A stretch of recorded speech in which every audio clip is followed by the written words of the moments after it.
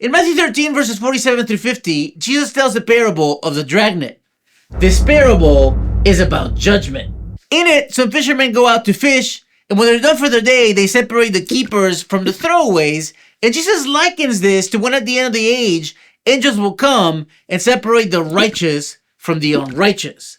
And the unrighteous are going to end up in a burning furnace where there will be weeping and gnashing of teeth. We generally tend to think of judgment in terms of doom and gloom that we ought to fear, and we tend to think of righteousness in terms of our own personal internal ethic. But we have to ask ourselves whether this would have been the understanding that Jesus' audience had upon hearing this parable. Spoiler alert, given the Hebrew Bible's understanding of righteousness and the understanding of what judgment was during Jesus' time, this would have not been all they understood from this parable.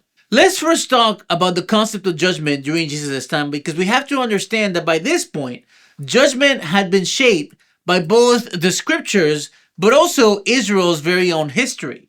What I mean by that is that if you read carefully through the Old Testament, the concept of judgment changes a little bit between the pre-exilic period and the post-exilic period. So for example, if you read books like Jeremiah or Isaiah that come before the exile, there the concept of judgment is very much about doom and gloom and destruction, because those prophets are warning Israel that if they don't repent, they're going to be destroyed. On the other hand, if you read a prophet like the book of Ezekiel, for example, that comes after the exile, that book is a lot more about hope, about the justice that God is going to bring upon the enemies of Israel, and also about how God is going to restore Israel to its former glory. So now, when you understand that Jesus lives in a post-exilic time, and at the time Rome is still oppressing Israel, when Jesus talks about judgment, people are really hearing more Ezekiel's version of judgment than Isaiah or Jeremiah, and so they're looking for the hope of God's justice and the restoration of Israel.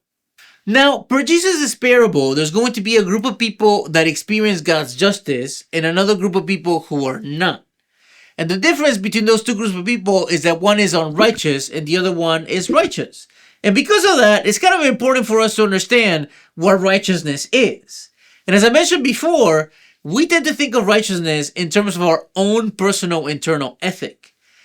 Meaning that we tend to think of it in terms of whether we are humble or proud, pure or impure, honest or dishonest, kind of the quiet things that happen in our mind and in our heart. And it's not that God doesn't care about those things, but that is not how the Hebrew Bible defines righteousness. And Jesus was going by the Hebrew Bible. In the Hebrew Bible, righteousness is defined by behaving rightly within the context of our relationship.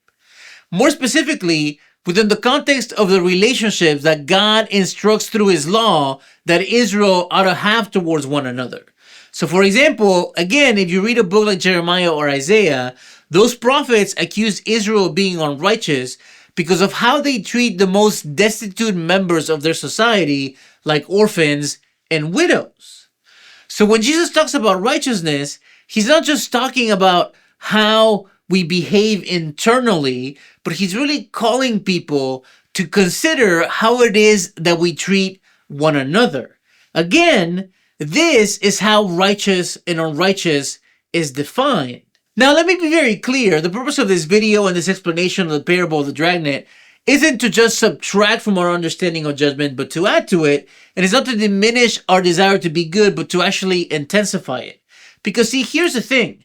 We can think of judgment as merely God destroying everything, but we can also think of it in terms of God's justice, restoring our world to what He really wants it to be.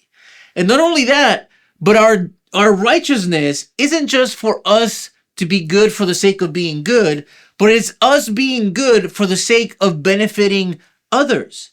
This is the pattern that Jesus showed us when He came to this earth, that He was perfect, but He used that perfection to benefit those around Him, to feed the poor, to heal the sick, to free the oppressed. He did all of these things because of His righteousness, because He wanted to do right by those He was in relationship with, by those in His community.